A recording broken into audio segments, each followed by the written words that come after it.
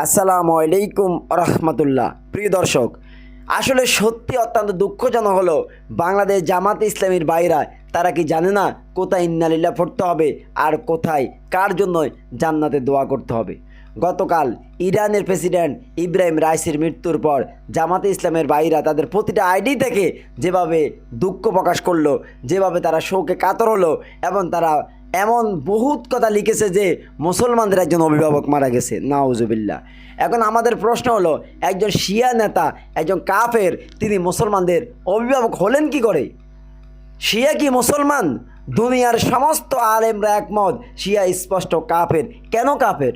আপনি আনন্দে নাচতেছেন, শিয়া সম্পর্কে জানেন না, না জেনে আপনি তাদের জন্য দোয়া করতেছেন, তাদেরকে অভিভাবক বানিয়ে দিলেন মুসলমানদের।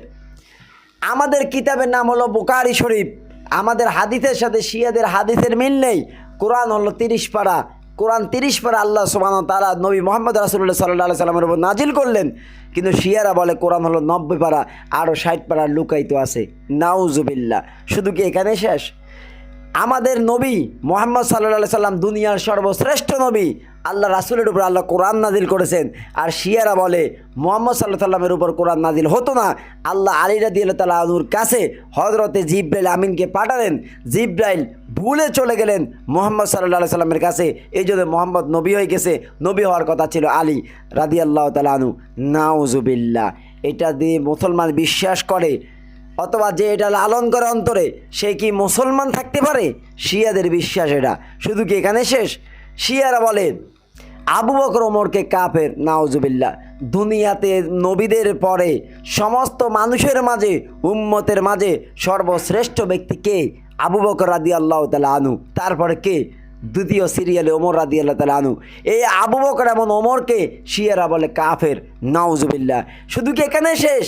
তারা এখানে শেষ করে নাই, যে তারা বলে কখনো যদি সৌদির সাথে তারা যুদ্ধ করে জিততে পারে, সৌদি দখল নিতে পারে, তাহলে এই আল্লাহ রাসূলের কবরের পাশে ডাইনি এবং বামে দুইটা মূর্তি আছে, এই দুইটা মূর্তি তারা উপড়ে ফেলবে। নাউজুবিল্লাহ। অর্থাৎ আবু বকর এবং ওমরের কবরকে তারা উপড়ে ফেলবে। যারা আবু বকর ওমরকে কাফের বলে, তারা কি মুসলমান থাকতে পারে? দুনিয়ার শ্রেষ্ঠ মানুষ, রাসূলের শ্রেষ্ঠ উম্মত আবু বকর ওমরকে যারা কাফের বলে, তারা কি মুসলমান হতে পারে? আসুন, এরপরে আল্লাহ রাসূল বলেছে উম্মত 73 দল হবে, তার মধ্যে এক দল হবে জান্নাতি, আর ওই দলটার পরিচয় হবে তারা আহলে সুন্নাহ ওয়াল জামাত। তাদের পরিচয় তারা আহলে সুন্নাহ ওয়াল জামাত। আবু দাউদের হাদিস। এখন শিয়ারা কি আহলে সুন্নাত ওয়াল জামাতের আকীদা লালন করে? কোশ্চিনকালও না। তারা মুসলমানদের সাথে কোনো সম্পর্ক তাদের নেই, তারা শিয়া, তাদের পরিচয় দেয় তারা শিয়া। এরপরে আম্মাজান আয়েশা রাদিয়াল্লাহু তাআলা আনহুর চরিত্রে তারা আঘাত করে, তাকে নিয়ে কটু কথা বলে, আজে বাজে কথা বলে। তারা রাসূলের প্রিয় স্ত্রীর চরিত্র নিয়ে কথা বলে, আজে বাজে কটূক্তি করে। তারা কি কখনো মুসলমান হতে পারে? কোশ্চিন কালেও না। এইভাবে শিয়াদের ঘটনা বলতে গেলে আমার ভিডিও হয়ে যাবে আধা ঘন্টার উপরে, যা আপনাদের জন্য দেখতে শুনতে অনেক কষ্ট হয়ে যাবে। শিয়া কোনোদিনও মুসলমান হতে পারে না। এখন আপনি হয়তো বলবেন যে তারা ফিলিস্তিনের জন্য অনেক কিছু করলো, যখন মুসলমানরা নীরব। তারা ইরান ইসরায়েলের বিরুদ্ধে গিয়ে ফিলিস্তিনকে তারা সাহায্য করেছে। আমি এটার উত্তরে বলবো, প্রিয় ভাই, আবু তালেব ইসলামকে এবং আল্লাহর নবীকে ইরানের সাইতে আরও বহুগুণ সাহায্য করেছে। ইসলামের যে উপকার আবু তালেব করেছে, আল্লাহর নবীকে যে সাহায্য আবু তালেব করেছে, কিন্তু ফলাফল কি? এরপরে মাদার তেরেসার নাম আপনারা শুনেছেন। মাদার তেরেসা এত জনপ্রিয় ব্যক্তি যে নোবেল পর্যন্ত পেয়েছে। সে তার সারাটা জীবন এতিমদের সাথে কাটিয়ে দিয়েছে। এতিমদের জন্য কি না করলেন, কিন্তু ফলাফল কি? সে জান্নাতি না। কারণ ঈমান এমন একটা দামি জিনিস, ঈমান নেই। আবু তালেবের ঈমান নেই, সে হাজারো ভালো কাজ করুক, সারা জীবন রাসূলকে ঘিরে রেখেছে, কিন্তু সে জাহান্নামী।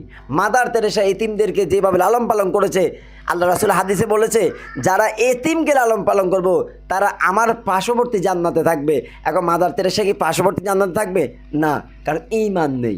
তো প্রিয় জামাতের ভাইদেরকে বলবো, আপনারা যাদেরকে নিয়ে এত দুঃখ প্রকাশ করতেছেন, যাদেরকে নিয়ে এত হাই উল্লাস করতেছেন, সেই শিয়া কোনোদিনও মুসলমান হতে পারে না।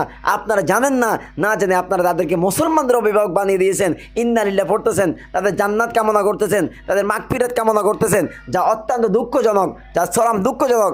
এই জন্য শিয়াদের পক্ষে কথা বলার কারণে, শিয়াদেরকে নিয়ে এই ধরনের মন্তব্য করার কারণে প্রায় সময় জামাত সমালোচিত হয়, জামাতের বদনাম করে অনেকে।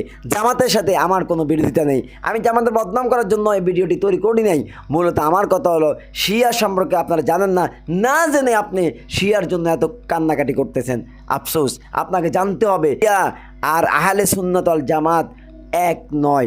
আহলে সুন্নাত ওয়াল জামাত হলো জান্নাতের আকীদার প্রধান যে দলটা সেটা, আর বাকি সমস্ত ফেরকা হলো জাহান